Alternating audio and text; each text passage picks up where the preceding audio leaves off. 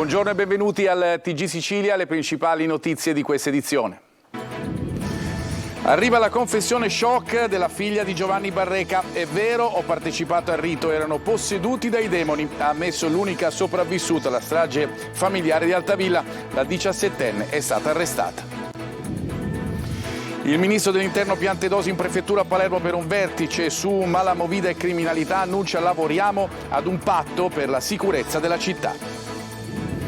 Ponte sullo Stretto, arriva l'ok, cantieri aperti entro il 2024 e 120.000 posti di lavoro diretti e indiretti, i numeri dell'infrastruttura del futuro. Catania, Corso dei Martiri, il sindaco Trantino lancia l'ultimatum ai privati per presentare un piano industriale e avviare il risanamento dopo anni di immobilismo.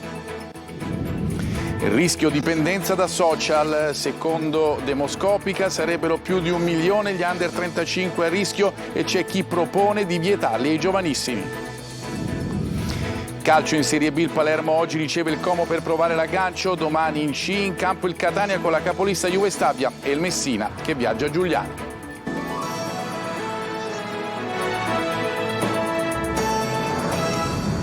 Bentrovati. La 17enne scampata al massacro della sua famiglia ad Altavilla ha partecipato alle torture e all'omicidio della madre e dei 2 fratelli, convinta che il demonio fosse entrato in casa dopo giorni di silenzio. È stata lei stessa a confessarlo ai magistrati della Procura dei minori. Marco Gulla.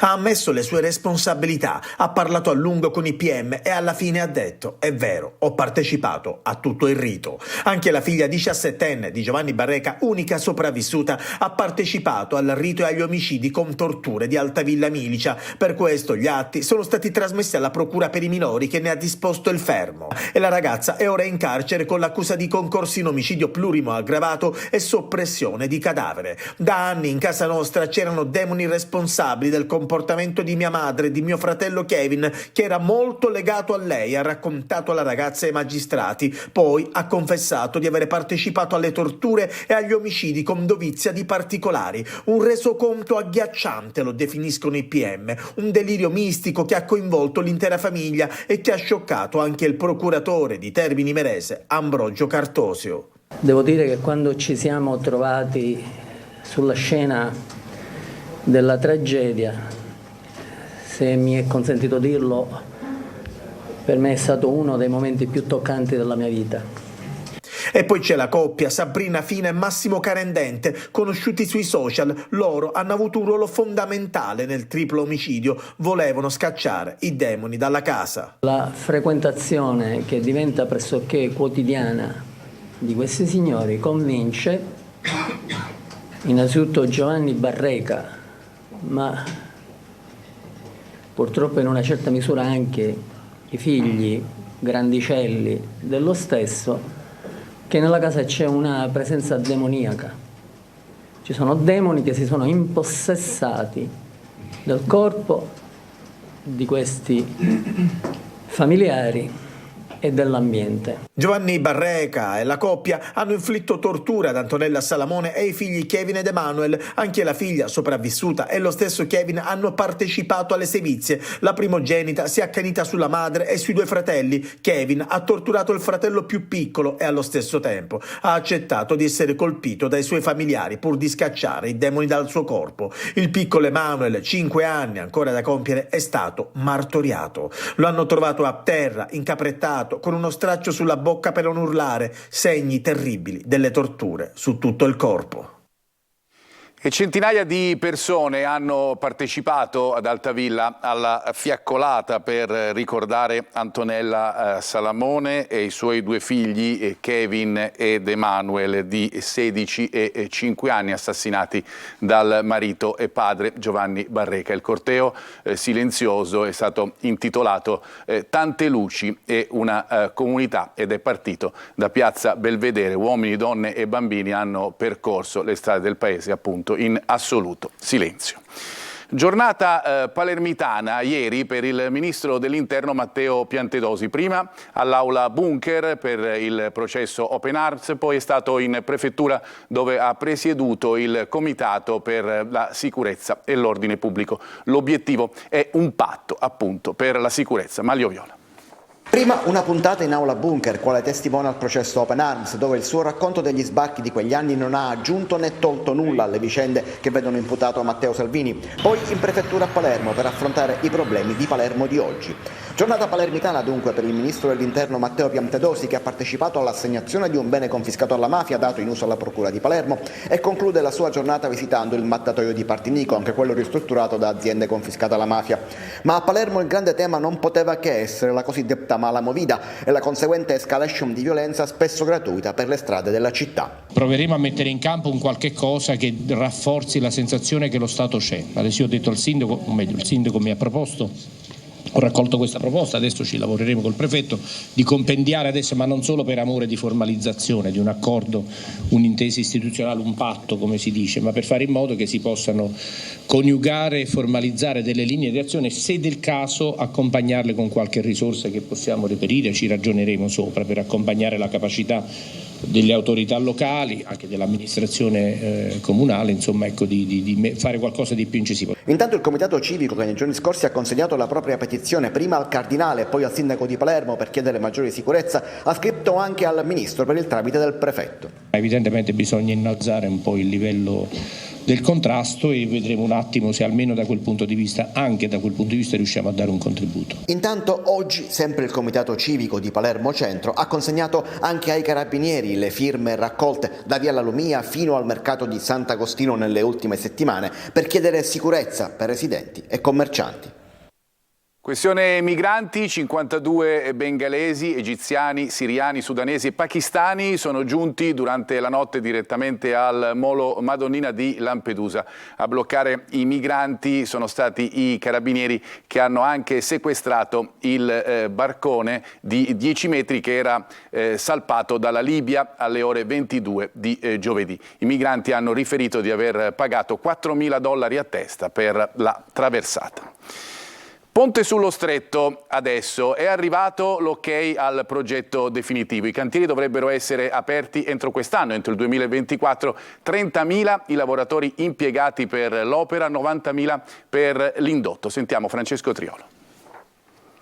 Dopo l'ok al progetto definitivo del ponte sullo Stretto è il momento dei numeri. Intanto la data di apertura al traffico con l'avvio dei cantieri nel 2024 dovrebbe avvenire nel 2032. Quindi confermate tutte le caratteristiche tecniche dell'opera e dei suoi collegamenti a terra.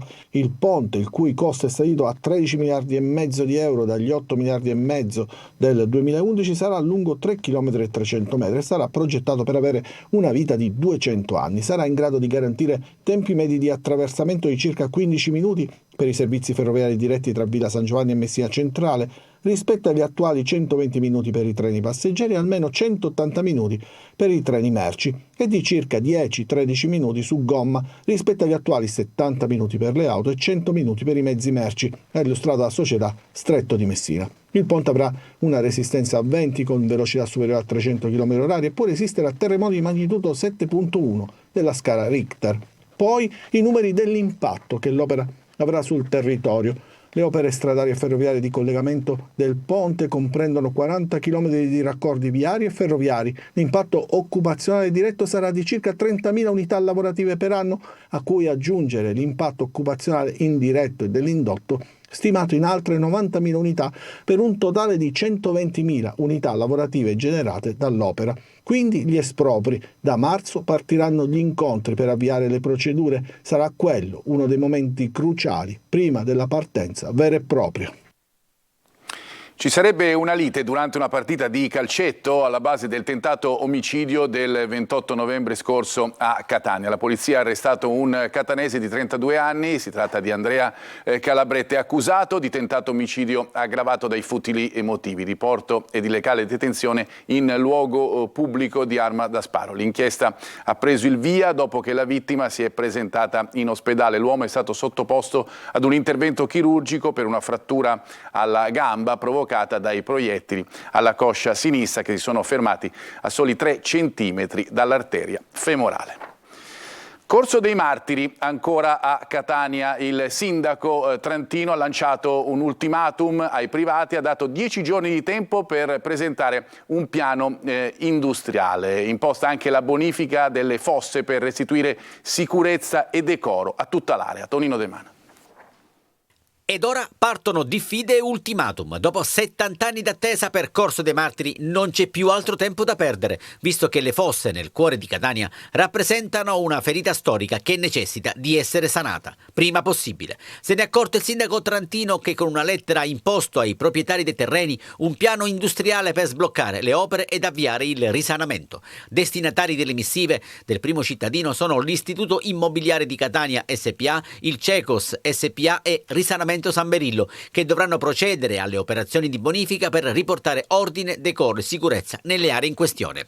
Impasse che riguarda anche il parcheggio multipiano di Piazza della Repubblica, che si sarebbe dovuto integrare con il parco urbano da realizzare tra via Maddem e Piazza Grenoble per un investimento di 12 milioni di euro. Trantino ha anche un piano B, ovvero la manifestazione di interesse del comune di Catania ad acquistare le aree e al tempo stesso far pressing sulla regione ed in particolare sull'assessorato al bilancio per gli eventuali espropri. Poi la sfida, che sa tanto di provocazione. Marco, riferendosi all'assessore Falcone, perché non espropriamo 250 milioni di euro e lo facciamo, ha ribadito Trantino. L'alternativa per il rilancio dei Corso dei Martiri sarebbero i fondi nazionali ed europei. Si vedrà. Intanto prende posizione anche l'associazione Volere la Luna. Sicuramente è un'area sin troppo vasta, è un'area troppo importante per il futuro della città, che è necessario vada allargato il dibattito alla città, non alle segrete stanze della politica. A questo punto la resa dei conti si avvicina. È intervenuto a Sicilia 24 Focus, il sindaco Trantino ha annunciato anche provvedimenti per risolvere la questione rifiuti e sporcizia al mercato di piazza Carlo Alberto. Ogni venerdì passo dal mercato, è indecente la situazione che lasciano, ma quello che io mi chiedo, ma ci vuole tanto perché coloro i quali hanno le bancarelle alla fine conferiscano mettendo tutto in un unico sacco di plastica anziché lasciare quella condizione, diciamo le parole, di schifo in piazza Carlo Alberto. E allora sì, adesso interverremo noi con i commercianti per segnalarlo, ma perché devo fare quello che dovrebbe essere scritto nel DNA di ciascuno di noi? Cioè, perché vi devo chiedere di essere civili dopo che penso vi hanno insegnato l'educazione? E allora su questo noi stiamo provando anche ad agire in modo didattico laddove fino adesso non è stato fatto, però ribadisco che il servizio di raccolta può essere fatto meglio, ma non mi si può dire che era come prima. Da lunedì partiranno i lavori per la nuova pista ciclabile in via Domenico Tempio. Permetterà di collegare per gli amanti della bici il centro della città con la playa. Giusy Lazzara. Siamo in via Domenico Tempio a Catania. Su questo spartitraffico da lunedì cominceranno i lavori per la realizzazione di una pista ciclabile che dovrebbe collegare il centro con la zona della playa. E il sindaco Trantino con un post ad annunciare la realizzazione della nuova pista ciclabile, finiti i lavori di riqualificazione delle vie Cristoforo Colombo e Domenico Tempio, principali arterie di accesso e uscita di Catania. Sui 4 chilometri delle due carreggiate a doppio senso di marcia, come si vede nelle immagini dell'elaborazione al computer, che stanno per essere rinnovate per garantire la sicurezza di pedoni, automobilisti e ciclisti, al centro del percorso sorgerà una pista ciclabile protetta e leggermente rialzata. Passi in avanti per facilitare la mobilità su due ruote che i rider chiedono più sicura. Speriamo che venga, ultimata intanto in breve tempo, perché stiamo parlando anche di quella del lungomare che ancora per anni abbiamo aspettato per una manciata di chilometri. Per quanto riguarda in via Domenico Tempio, sì, che venga ultimata, ma che soprattutto che venga messa in sicurezza, che ci sia un'illuminazione adatta, perché in via Domenico Tempio l'illuminazione spesso è scarseggiante o ancora peggio nulla. I lavori cominceranno lunedì e comporteranno disagi alla circolazione stradale. Per raggiungere l'aeroporto, l'amministrazione comunale raccomanda di utilizzare percorsi alternativi come l'imbocco su Corso Indipendenza dell'asse attrezzato oppure percorrere la via Playa raggiungibile da via Plebiscito. Cambiamo argomento, i social e la dipendenza da essi. Dopo la denuncia di New York nei confronti di TikTok, Facebook e YouTube. Sentiamo cosa ne pensano i siciliani. Francesco Loi. 20 anni fa nasceva Facebook, il social più diffuso, anche se i giovani adesso preferiscono Instagram e TikTok. Ma in America, lì dove tutto è nato, i social oggi vengono bollati come un pericolo per la salute mentale. Sono letali per la salute mentale. Andrebbero vietati, almeno ai minori di 14 anni. Sono anche motivo di, per esempio, cyberbullismo, ma secondo me sono una delle più grandi innovazioni, soprattutto per noi giovani, e non credo che siano, diciamo, un danno. In parte hanno ragione, ha aiutato comunque alla socializzazione, però da un lato credo che ha aiutato un po' il bullismo. Ad essere sottomessi ai social sono soprattutto i giovani. Secondo Demoscopica sarebbero più di 1 milione gli under 35 ad elevato rischio di dipendenza. Tra di loro c'è chi posta foto ogni giorno, contando maniacalmente i like ottenuti. Ci chiudono, non ci sentiamo liberi anche per comunicare con le altre persone, siamo, diciamo, un po' chiusi. Ormai più avanti andiamo più sarà così, secondo me. Bisogna usare bene i social. Imparare a essere più attivi nel mondo reale. La scena tipo è questa: 2 fidanzati o una comitiva di amici seduti al tavolo. Tra loro il silenzio, tutti guardano il cellulare collegati con un mondo parallelo. Bisogna intervenire anche in Italia, ci dicono in molti. Adesso ci fermiamo, piccola pausa per noi, fra poco lo sport, il calcio.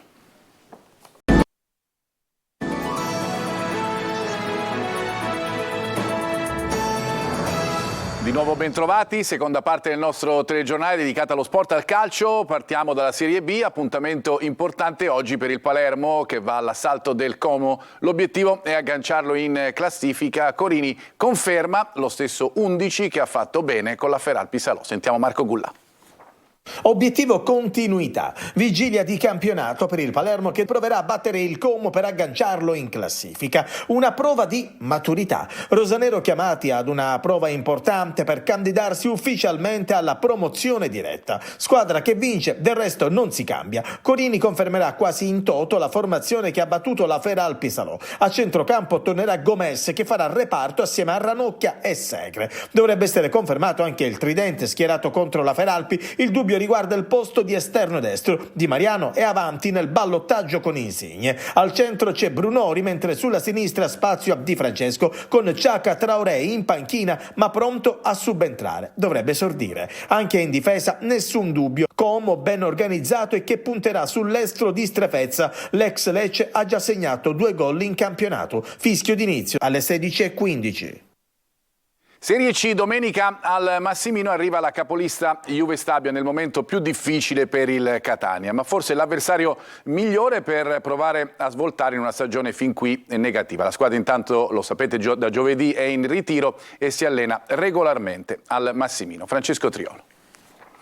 È uno dei momenti più delicati della storia del Catania, targato Pelligra. La sconfitta di Latina è stata una mazzata, un macigno, 11ª sconfitta stagionale, così la decisione di portare tutti in ritiro almeno sino a domenica prossima per la società è più l'intenzione di fare quadrato, compattarsi piuttosto che di punire. Domenica sera al Massimino arriverà la capolista Juve Stabia e c'è la necessità di ritrovarsi perché l'organico rosso-azzurro non può essere quello di una squadra che naviga appena sopra la zona play-out. La decisione del ritiro è stata presa dal vicepresidente Vincenzo Grella ed è maturata dopo un confronto con il tecnico Cristiano Lucarelli. Da parte sua meno propenso a disporre il ritiro. Il gruppo starà in albergo a Belpasso e si allenerà a Catania. Insomma, senza modificare il programma di lavoro settimanale.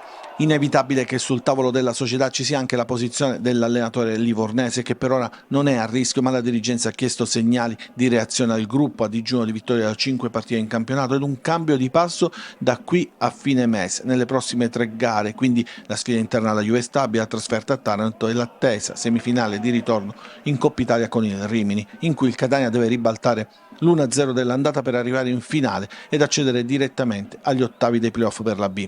L'attesa è febbrile, già 6.000 biglietti venduti, a cui aggiunge la possibilità di prelazione per i quasi 14.000 abbonati. Per la sfida ai Rimini rientrerà Sturaro che domenica sconterà la squalifica, mentre Lucarelli deve valutare le condizioni di Di Carmine, così come quelle di Rapisarda, uscito dopo appena 13 minuti nella gara di Latina per problemi muscolari.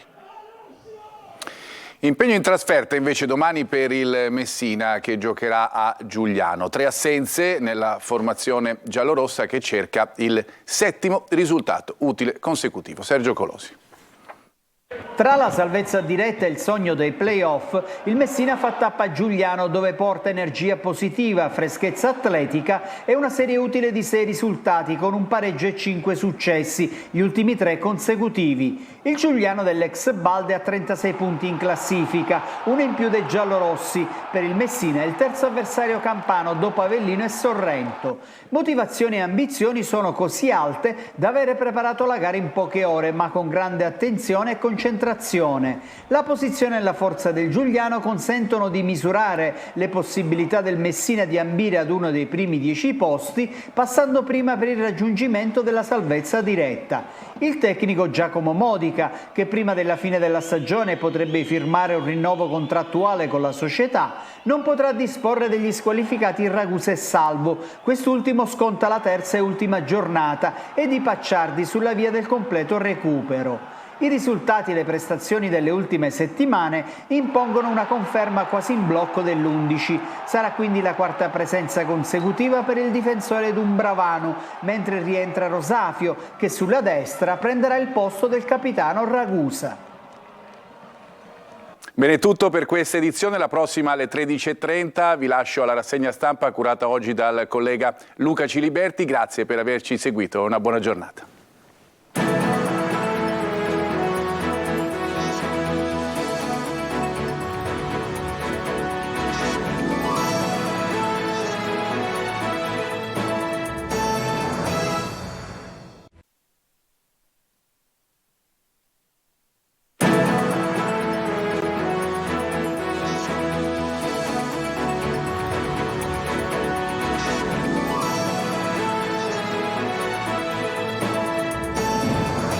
Buongiorno, benvenuti alla TG Sicilia. Le principali notizie. Ad Altavilla Milicia, fiaccolata per ricordare Antonella, Kevin ed Emanuel sterminati nel sanguinoso rito religioso. Sconcerta il ruolo del 16enne, carnefice e insieme vittima del massacro. La ragazza arrestata ieri o agito nel giusto. Palermo, in discoteca se si ha con sé un documento di identità, telecamere obbligatorie nei locali, finalmente approvato dal Consiglio Comunale il regolamento sulla movida, limiti d'orario per le slot machine. La strage sul lavoro a Firenze rilancia l'allarme per le morti bianche, in Sicilia 61 vittime solo l'anno scorso, pesa la piaga dei subappalti, gli edili della CISL nessuna tutela nei cantieri. Oltre 150 i trattori che hanno invaso le vie di Marsala chiedono ai governi nazionale e regionale ristori per la siccità, aiuti per il caro energia e crediti d'imposta per l'acquisto di nuovi mezzi. A Catania, occupato dagli studenti, i licei ospedalieri considerano inadeguati gli stanziamenti del governo per l'istruzione. A Agrigento qualcosa comincia a muoversi per la città dei templi, capitale della cultura 2025, varata la fondazione che dovrà organizzare progetti e iniziative. Calcio in Serie B, big match per il Palermo che nel pomeriggio davanti a 30.000 spettatori riceve il Como e continua a sperare nella promozione diretta in Serie A. In Serie C il Catania lavora in silenzio per preparare la sfida di domani alla capolista Juve Stabia. Il Messina cerca il 7° risultato utile sul campo del Giugliano. Bentrovati. Ad Altavilla Milicia, fiaccolata per ricordare Antonella, Kevin, Emanuel sterminati nel sanguinoso rito religioso. Sconcerta il ruolo del 16enne, carnefice e contemporaneamente vittima nella strage. La ragazza arrestata ieri ho agito nel giusto, dice, dovevamo liberarli dai demoni. Marco Gullà. Una marcia silenziosa, rispettosa, in strada durante la fiaccolata ad Altavilla Milicia per ricordare le vittime della mattanza. C'è chi piange, c'è chi rimane in silenzio. La manifestazione di dolore per le vittime e vicinanza ai familiari si svolge nel giorno in cui viene divulgata una notizia che comunque era nell'aria. La 17enne, unica superstite della strage che si è consumata tra l'8 e il 9 febbraio, è accusata di essere stata partecipe delle torture e degli omicidi. Una comunità sconvolta, quella di Altavilla. In paese ci si conosce un po' tutti per via dei bambini che andavano a scuola con le altre nipotini o figli, per cui insomma ci conosciamo un po' tutti. Sicuramente nelle riunioni future, in quello che faremo, sarà una cosa che attenzioneremo affinché i ragazzi non possano cadere in queste tentazioni. Crede di avere fatto del bene, di aver agito nel giusto. La 17enne figlia di Barreca ha raccontato di essere rimasta in casa 36 ore con i fratelli morti nella stanza accanto, di aver contribuito a dare fuoco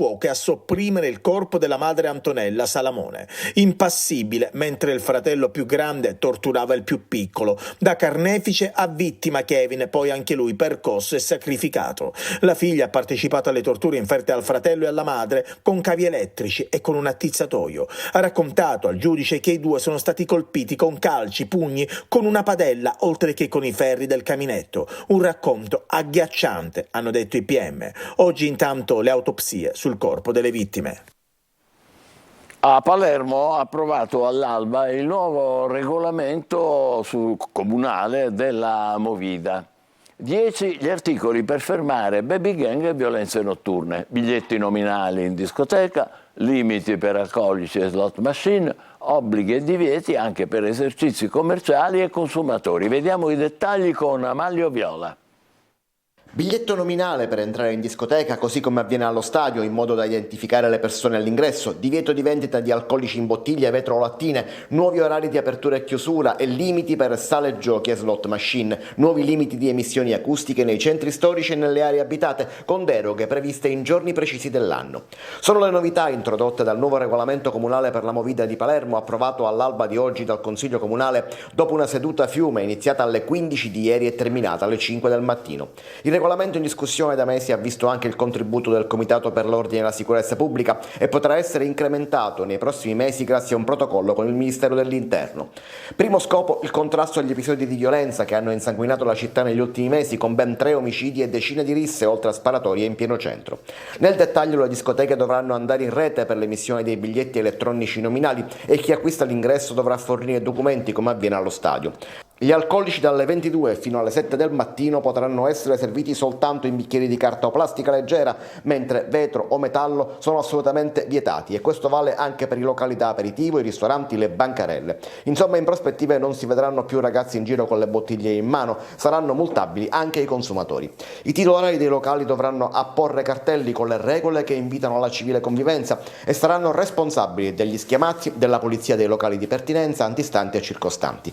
Per le sale videogiochi, limite di funzionamento ridotto dalle 15 alle 20, comprese le slot machine. Limiti di rumore per la filodiffusione e l'amplificazione che cambiano in funzione della zona della città e della densità di popolazione e si riducono in centro, ma con deroghe stabilite fin da ora nelle giornate di San Valentino, martedì e giovedì grasso, festino di Santa Rosalia, Ferragosto, Halloween, Natale, Capodanno ed Epifania. Per il rispetto di queste norme, incarico alle forze dell'ordine e di polizia e ai vigili urbani, ma presto potrebbe arrivare anche il nuovo protocollo di controlli annunciato già ieri proprio dal ministro Piantedosi. Via libera al ponte sullo Stretto, ma la Sicilia paga un grosso deficit di infrastrutture fra progetti nel cassetto e opere incompiute. Nella nuova puntata de Il Punto di Luca Ciliberti, in onda alle 14.30 su Telecolor e in replica alle 21.30 su questa rete, su Antenna Sicilia, si parlerà di impianti, strade, ferrovie con l'assessore regionale ai trasporti Aricò. Tra gli ospiti il segretario regionale di Sinistra Italiana Montalto e il coordinatore regionale dei 5 Stelle Di Paola. Ma si parlerà anche di tanto altro. Il programma sarà trasmesso in streaming sulla Sicilia Web e su Sicilia Play. La tragedia sul lavoro a Firenze riapre la questione della sicurezza nei cantieri. In Sicilia, dove sono 61 le morti bianche solo nel 2023, pesa la piaga dei subappalti. Gli edili della CISL, nessuna tutela per chi lavora. Giusy Lazzara. Si muore ancora di lavoro. L'ultima tragedia a Firenze riaccende la questione mai risolta della sicurezza nei cantieri e nelle fabbriche. La Sicilia, secondo i dati INAIL, rispetto al resto d'Italia riesce a peggiorare il suo già triste record. Al 30 novembre del 2022 le vittime di lavoro insicuro erano 56. Nello stesso periodo del 2023 hanno toccato già quota 65. E i numeri non raccontano l'assenza di controlli, le carenze di misure di prevenzione e sicurezza quando si aprono i cantieri. In edilizia accade con una drammatica frequenza, un morto ogni 2 giorni. Regole differenti per gli appalti pubblici e privati, ma uno stesso nodo, i subappalti. La scarsa prevenzione, la scarsa formazione che le aziende subappaltatrici gestiscono in questi cantieri e principalmente si traduce poi in incidenti e in mancato rispetto di quello che sono poi le norme. Questo perché diciamo che l'elemento principale, l'obiettivo principale per molte aziende è quello del ricavo, quindi è quello del percorrere l'utile. E poi c'è il nodo sicurezza e controlli, che ancora resta irrisolto. Sul piede di guerra i sindacati che avvieranno iniziative territoriali che culmineranno in una manifestazione nazionale. 52 migranti sono approdati la notte scorsa al molo Madonnina di Lampedusa. Li hanno bloccati i carabinieri, che hanno anche sequestrato il loro barcone, una barca di 10 metri salpata dalla Libia giovedì. E i rifugiati hanno riferito di avere pagato $4.000 a testa per la traversata. Nuove proteste degli agricoltori. Oggi è toccato al Trapanese. 150 trattori hanno inscenato un corteo in 3 fasi a Marsala per presentare una piattaforma con le rivendicazioni che porteranno martedì al ministro Lollobrigida a Roma. Manlio Viola. Non accenna a rientrare la protesta degli agricoltori siciliani. Dopo la grande manifestazione di Roma di giovedì scorso si pensava che i cortei scemassero, ma così non è stato. Anche oggi oltre 150 trattori sono arrivati da vari centri della provincia di Trapani e hanno inscenato un corteo di protesta che in 3 diversi momenti della mattina ha bloccato le vie di Marsala prima, di Mazara del Vallo dopo. Si tratta solo dell'inizio di una nuova fase di protesta. Confsal, Compagri, Federagri, FNA, Confagricoltura e Liberi Agricoltori hanno infatti dichiarato lo stato di agitazione nella provincia di Trapani. 4 le richieste che vengono avanzate ai governi nazionali e regionali in aggiunta alla piattaforma di rivendicazioni già portata a Bruxelles. Gli agricoltori trapanesi chiedono un ristoro immediato per i danni subiti nella precedente e nell'attuale campagna agraria, come alluvioni e prolungati periodi di siccità e calura, la liquidazione immediata di tutte le misure agroambientali, il pagamento degli aiuti temporanei per il caro energia, l'attivazione dei crediti d'imposta per l'acquisto di tutti i nuovi mezzi di produzione. È soltanto l'inizio di un'avvertenza che potrebbe estendersi e durare a lungo, perché in gioco c'è la sopravvivenza degli agricoltori, dicono i manifestanti. La Confsal in particolare fa sapere che martedì a Roma è previsto un incontro con il ministro dell'agricoltura Francesco Lollobrigida. A Catania, occupato dagli studenti il liceo Spedalieri, contestano il governo per avere sottratto, dicono, stanziamenti all'istruzione e perché non prende in considerazione il loro disagio e le loro istanze. Marco Carli.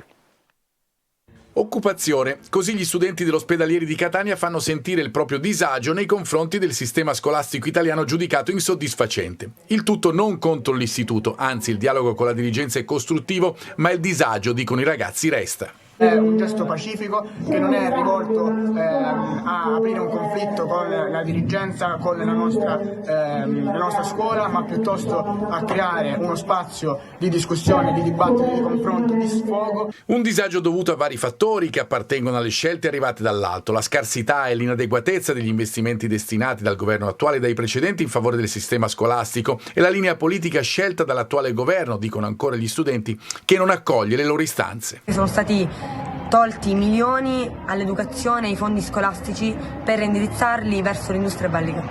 Il ministro Valditara, in linea con l'attuale governo, ha emanato degli inviti agli istituti a sanzionare severamente gli studenti e le studentesse che mettono in atto gesti forti come l'occupazione o come autogestioni. In questo momento la situazione a scuola è stabile, ci sono degli spazi organizzati in cui si discute di vari argomenti, tra cui il conflitto palestinese. L'occupazione, cominciata giovedì, queste sono immagini dell'esterno dell'istituto la scorsa notte, dovrebbe protrarsi fino a lunedì prossimo.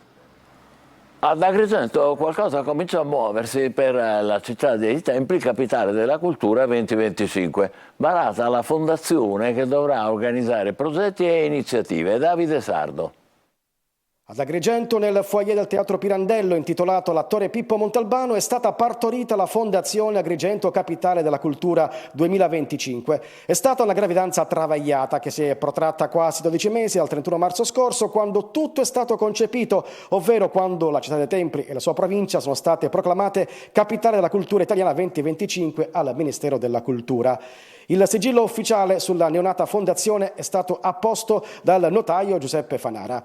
Al momento è un contenitore vuoto e al più presto, gradualmente, sarà custode di iniziative, progetti, eventi, ossia tutta l'impalcatura necessaria per concretizzare e sostenere l'anno capitale. Presidente è stato eletto Giacomo Minio, docente universitario. C'è un patrimonio immenso, materiale e immateriale, sul quale fare perno per rilanciare il nostro territorio. E su questo certamente punteremo. Anche gli altri miei colleghi sindaci che hanno già vissuto questa esperienza, loro mi dicevano tutti all'unisono che hanno iniziato sempre 2 o 3 mesi prima dell'inizio dell'anno. Noi stiamo iniziando ufficialmente oggi, c'è 10 mesi prima, 11 mesi prima. E speriamo di raggiungere l'obiettivo di essere candidati all'UNESCO per quelli che sono i gesti dell'accoglienza come patrimonio immateriale dell'umanità. E a parte i contenuti, la fondazione sarà animata da 9 componenti, 5 dei quali nominati dal solo comune di Agrigento. Gli altri 4 sono stati assegnati al comune di Lampedusa, al Consorzio Università di Agrigento, all'Assemblea di partecipazione e alla presidenza della regione. A Siracusa 3 arresti nell'operazione Alto Impatto. Oltre alla droga, sequestrati candelotti esplosivi. Francesco Aloi. Tempi duri per la Mazzarona a Siracusa, il quartiere nel mirino delle forze dell'ordine, 2 le operazioni interforze in meno di un mese. Questa volta è toccato ai palazzi di Largo Luciano Russo, 3 arresti, 2 27enni ed un 44enne, tutti con precedenti. Appartamenti messi sottosopra, trovati droga, soldi frutto dello spaccio ed 11 candelotti esplosivi. Un fortino tenuto sotto controllo da un sofisticato sistema di videosorveglianza. Per vigilare contro le forze dell'ordine c'era anche un cane molosso. In questo quartiere, nella periferia est della città, la droga circola più che in altre zone. Un grande fortino che le forze dell'ordine stanno smantellando giorno dopo giorno. Ma nei prossimi giorni polizia, carabinieri e guardia di finanza saranno ancora impegnati. Si prevedono altre operazioni e non solo qui. Voltiamo pagina, torna domani la Sicilia di Macari, terza stagione per la serie televisiva ambientata nella nostra regione, tra delitti e nuovi amori. Giusy Lazzara. Ehi, che non ti vai a mettere qualcosa di decente? La Sicilia di Macari torna ad appassionare tra delitti e commedia. Saverio Lamanna, lo sbirro di penna, insieme all'amata Suleima e al fedele Piccionello, in questa terza stagione dovranno affrontare 4 nuovi casi di omicidio, tutto ambientato in Sicilia. Attraverseremo la Sicilia non solo da un punto di vista diciamo iconografico, mare, sole, spiagge, ma affronteremo anche diciamo un po' l'identità anche architettonica. Saverio e Suleima scopriranno che l'amore funziona proprio come la chimica, ci sono elementi che hanno una naturale capacità di attrarre e legarsi e altri invece no, in un intreccio di sentimenti. Sì, nel mio caso sto dividendo una relazione, ma sono piena nel mio essere individuo. Non cedo al discorso che spesso viene fatto di stare in coppia e quindi di dover abortire parte della propria personalità e della propria visione di sé anche in una Suleima futura. Ecco. E ci sarà anche un'altra novità che riguarda Peppe Piccionello. Avremo per la prima volta, ma un Piccionello innamorato, molto innamorato, e quindi sarà diciamo un aspetto inedito di questa amicizia. E Macari torna domani su Rai 1 in prima serata. Ma che fanno? Breve pausa prima del calcio, tra poco in campo il Palermo che cerca la vittoria con il Como, domani giocano in Serie C Catania e Messina, state con noi.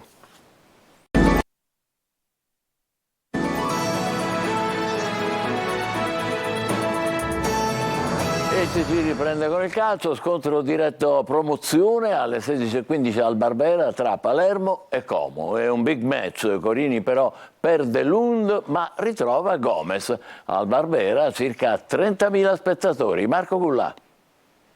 Un vero scontro diretto per la promozione. Palermo e Como nel match di oggi pomeriggio al Barbera si giocano tanto. La Cremonese ha rallentato pareggiando ad Ascoli, un ulteriore segnale che il campionato di B è equilibrato e anche il Palermo può dire la sua e agganciare il treno che va dritto in Serie A.